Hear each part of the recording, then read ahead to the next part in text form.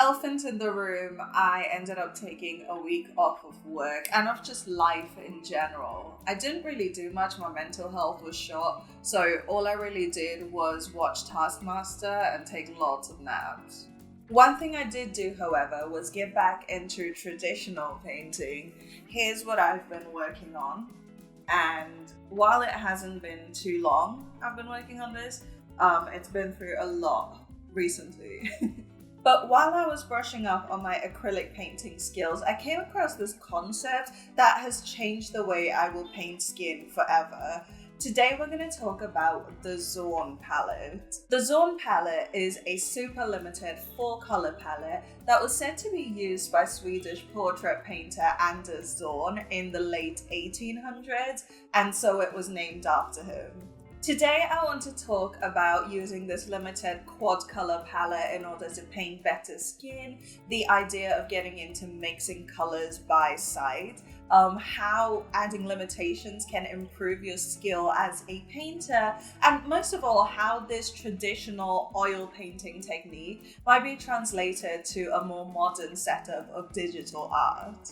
We'll start by building the palette, and I'll show you a quick little hack on how you can populate colors from the palette really quickly, and then we'll start painting some life into our Aquarius painting. So if you're excited to level up how you paint skin forever, make sure you give this video a big thumbs up, hit that subscribe button down below, come say hello on Instagram and Discord, links are down in the description, and that's about it. So without much further ado, let's dive into the Zorn Palette.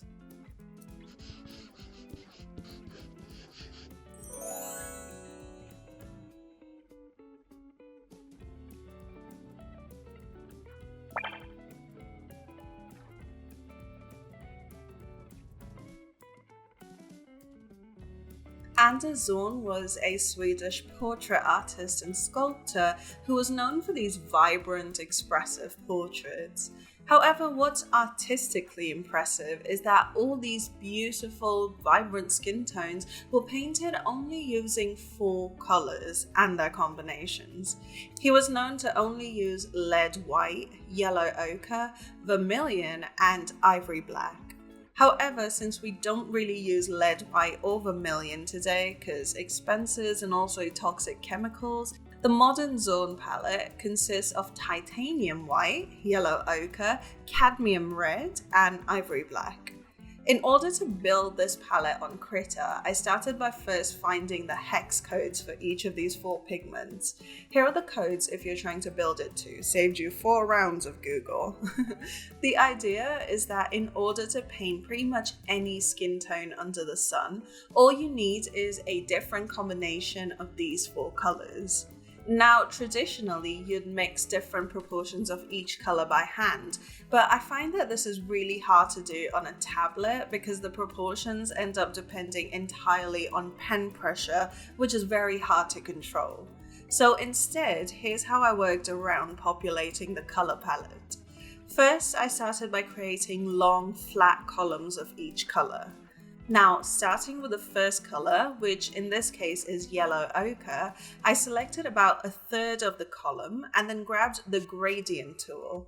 Now I'm going to simply grab one of the other colors, starting with white, and create a gradient from top to bottom. For the next third, I repeated the process with the red, and finally with the black. So now we have gradients of ochre going into white, red, and black. Now we're going to do more gradients, but as the palette went on, I color picked the midpoint of a previous gradient for the new gradient. So for the first gradient in the red column, I picked the halfway point in the yellow to white gradient. The next gradient was red to the halfway point between the yellow-red gradient, and so on. You build the gradients across.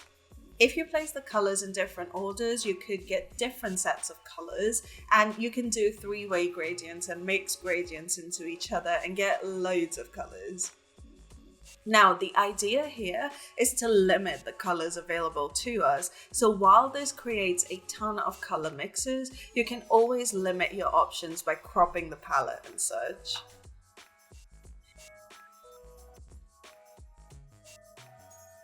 But in either case, I saved this image as a palette to color pick from, and now it is time to test this baby.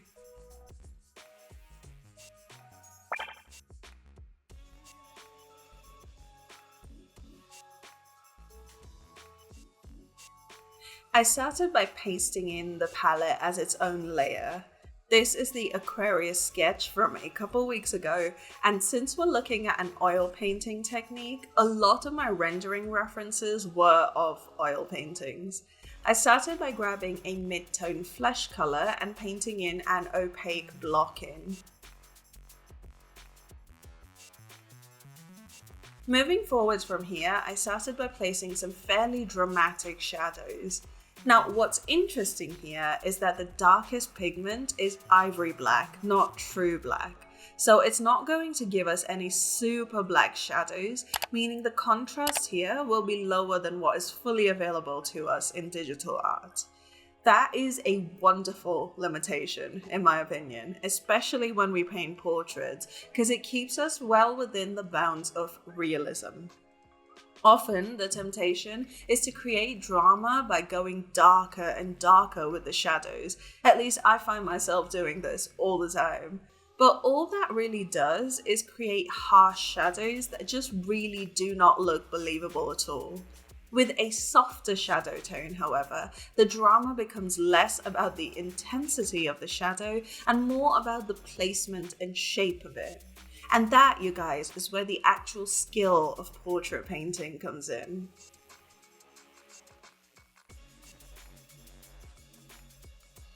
I also placed some high saturation color zones, and again, because these come from the very limited palette, I found that they're a lot softer than using literal red, blue, and yellow in the face.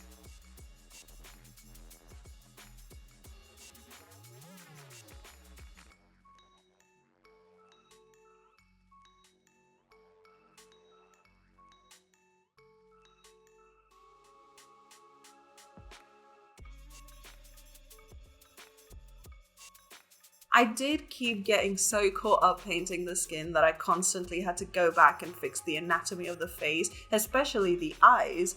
But oof, that bright, cool highlight on that cheekbone makes me want to sing.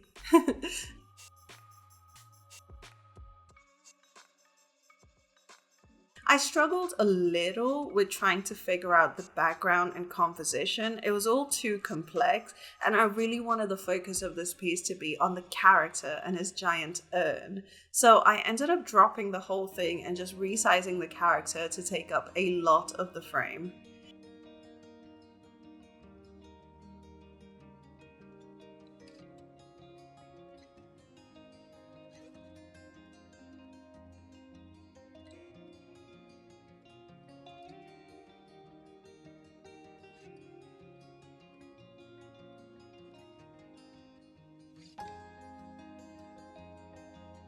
This piece is nowhere near done because we're still missing story elements, but I redid the hands using more reference.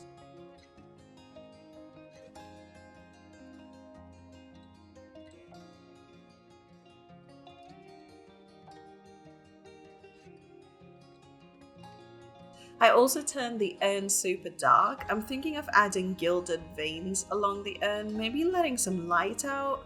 What do you guys think?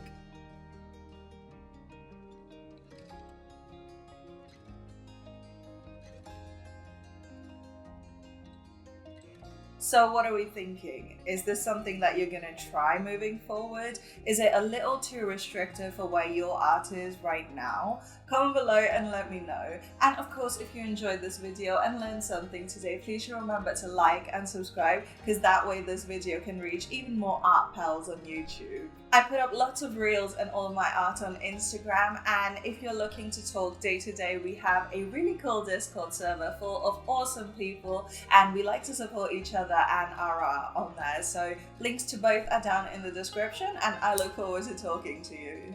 If you enjoy what I do, like bonus content every week, want to grab my custom brush kit that I made from scratch, and just want to support what I do on this channel, you can always become a patron. I'll leave a link to my Patreon up here. Tiers start at just $1 a month, and your support goes a very long way. So thank you so much for checking it out. Alright, that's about everything for this video, so thank you guys so much for hanging out with me. I really hope you've enjoyed it as much as I have. If you want to watch me redo an old painting to really see the level ups in action, you can always check out this video that I put out a couple of weeks ago. I'll leave it here in the outro, you will love it, I promise, and I'll see you guys on the next one. Bye!